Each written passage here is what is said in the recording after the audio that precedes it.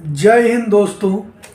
आज का मेरा यह वीडियो डिप्लोमा के उन सभी स्टूडेंट्स के लिए है जो इस बार लास्ट ईयर में है, यानी कि जिनका इस बार फाइनल ईयर है, और या फिर हो सकता है जिनका अगले साल फाइनल हो।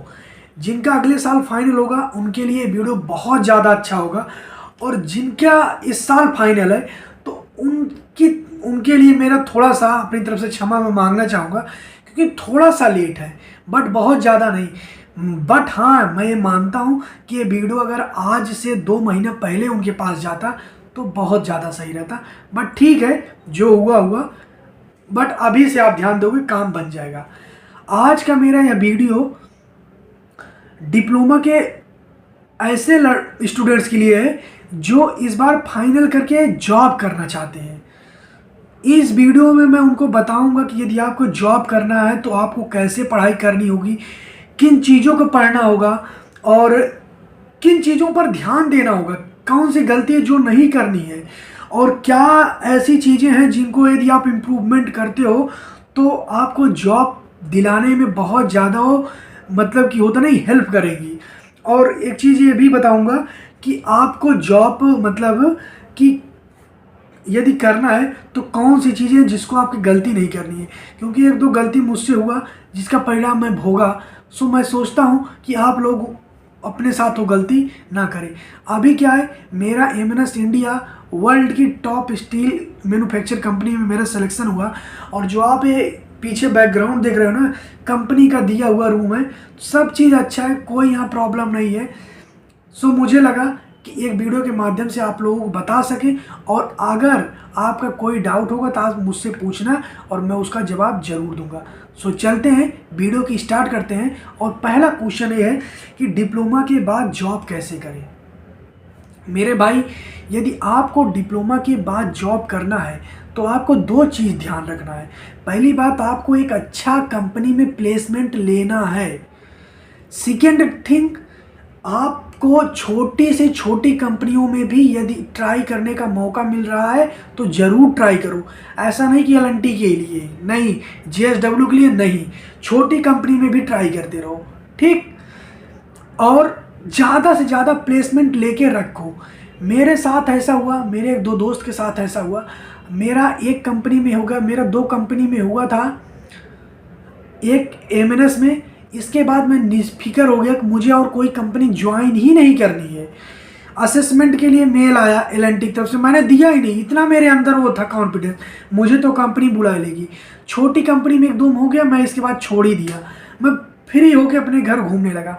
बट जिस कंपनी में मेरा सिलेक्शन हुआ ना, वो कंपनी मुझे 6 महीने बाद बुलाई, और 6 महीने में ना मेरी कंडीशन इतना ख़राब हो गया था, मैं अब आपसे क्या ही बताऊं। सो आपका भी यदि किसी भी कंपनी में सिलेक्शन हो गया हो या नहीं हुआ है, या आपको लग रहा है नहीं हो जाएगा, लेकिन फिर भी मेरे भाई आप छोटी कंपनियों में ट्राई करते रहो। और जैसे आपका डिप्लोमा कंप्लीट हो, 5 तारीख को कंप्लीट हो रहा है, तो 9 तारीख को छोटी वाली कंपनी में ज्वाइन कर लो। यदि बड़ी कंपनी आपको लेट में बुला रही है, एक दिन आपको बैठना नहीं है। ये मुझसे गलती हुआ था, इस चीज़ को मैं आपको बताना चाहता हूँ। कभी भी, चाहे एलएनटी, जेएसडब्ल्यू, टाटा स्टील, कोई सी भी कंपनी हो, किसी के आशा में आपको बैठना नहीं, आपको छोटी कंपनी ज्वाइन कर लेना। जब उसका ऑफर लेटर आएगा मैं चला जाऊंगा, बट जब तक नहीं आ रहा तब तक अपना ये काम करते रहो। सो ये चीज़ आप जान गए ना, बड़ी कंपनी के लिए ट्राई करना, बट छोटी के लिए भी। जैसे एग्ज़ाम ख़त्म हो, बड़ी कंपनी का ऑफर लेटर नहीं आ रहा है, आप छोटी कंपनी ज्वाइन कर लो, ये चीज़। सेकेंड थिंग, आपको जॉब कैसे मिलेगी। देखो भाई, जॉब पाने के लिए आपके अंदर क्वालिटी होनी चाहिए, टैलेंट होनी चाहिए, तब एक कंपनी आपको जॉब देती है। छोटी कंपनी की बात नहीं कर रहा हूँ, अच्छी कंपनी की।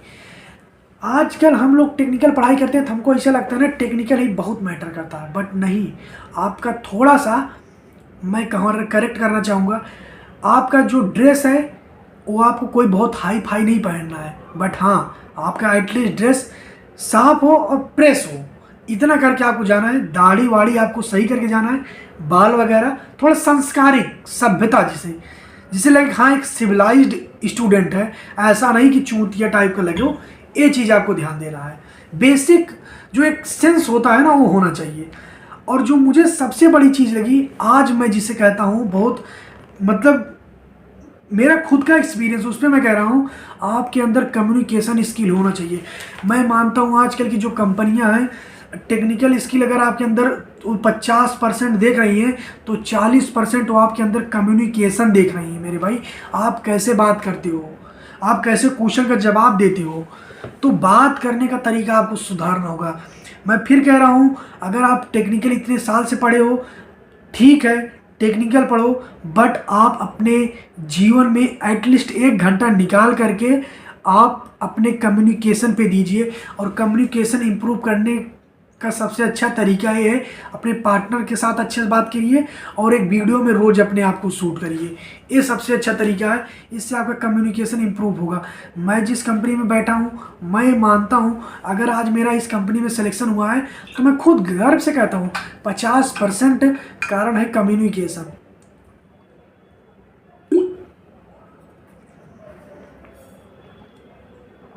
सो कम्युनिकेशन पे आपको काम करना है। अब मैं आपको बता दूं, ये तो कम्युनिकेशन हो गया।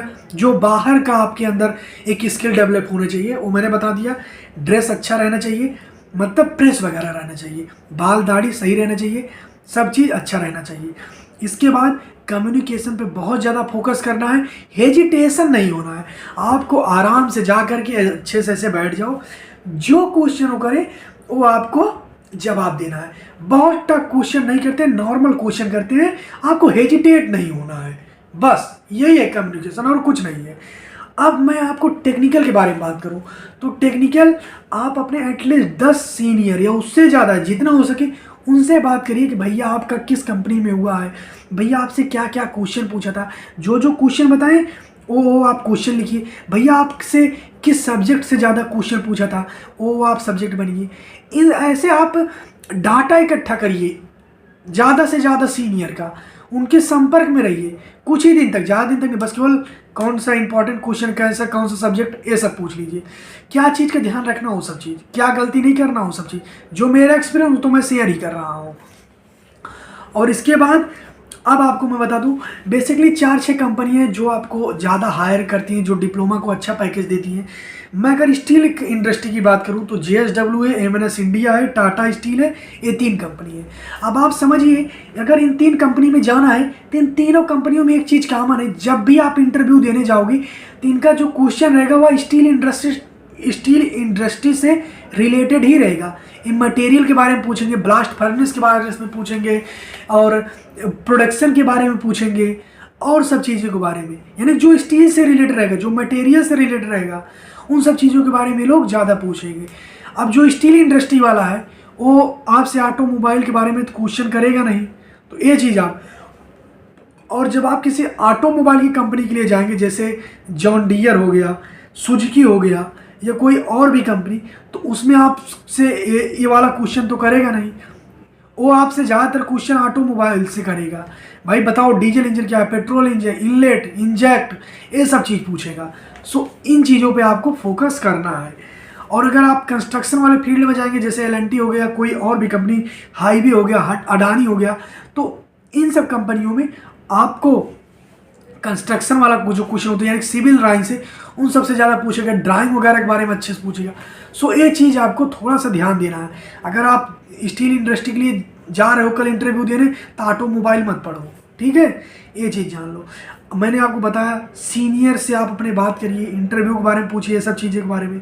और आप थोड़ा सा, मैं आपसे एक चीज़ कहूँगा कि 1 घंटा निकाल के थोड़ा सा कहीं कंप्यूटर कोर्स कर लीजिए, बेसिक चीज़ जान लीजिए, जैसे पावर, एक्सेल और ऑटो कैड वगैरह के बारे में कुछ नहीं जानना, बस बेसिक क्या होता है इतना।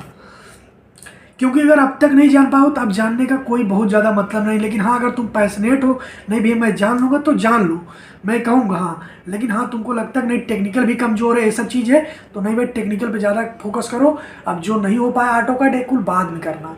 और दूसरी चीज़, अगर आपका टोटल जो परसेंट बन रहा है वो 60% से कम जा रहा है, तो मैं कहूँगा कि ईमानदारी से मेहनत करो।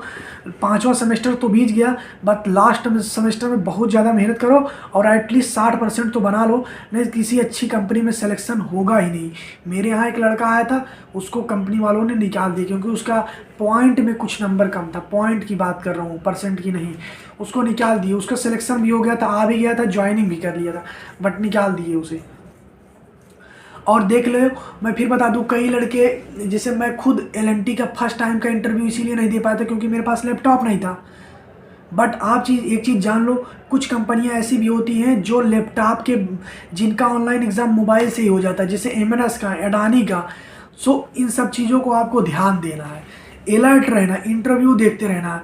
कोई क्वेश्चन हो, कोई इंक्वायरी होगा, मुझसे पूछना, मैं बताऊंगा। मैं व्यू के लिए वीडियो नहीं बना रहा हूँ, मैं हेल्प के लिए वीडियो बना रहा हूँ। सो इन सब चीज़ों पे आपको ध्यान देना है। तो ये था, आपको बताना था, आपको बता दिया। और ये चीज़ जान लो, और ऐसा करोगे तो अच्छी जॉब मिल जाएगी। बट यही करूँगा, आफ्टर डिप्लोमा के बाद अच्छी कंपनी में हुआ हो तब भी, नहीं हुआ तब भी, आपको एक जॉब करनी है। ये चीज़ आपको ध्यान देना है। तो मिलता हूँ नेक्स्ट वीडियो में, तब तक के लिए जय हिंद, वंदे मातरम, राम राम। कोई क्वेश्चन हो पूछना, बेहिचक जवाब दूंगा।